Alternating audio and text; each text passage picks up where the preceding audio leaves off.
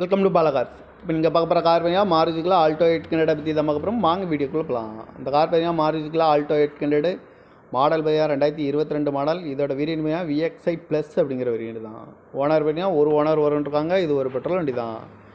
Kilometre பார்த்தீங்கன்னா 10,600 kilometre running ஆகிருக்கு. Company service ரெக்கார்டோட வண்டி வரும்ன்றிருக்காங்க.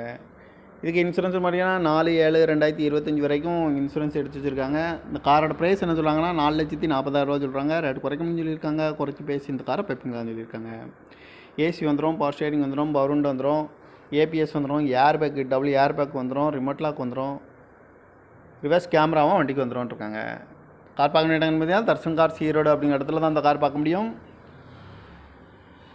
TN 86H1734 அப்படிங்கிற நம்பரில் தான் அந்த கார் இருக்குது அப்படின்னு இருக்காங்க.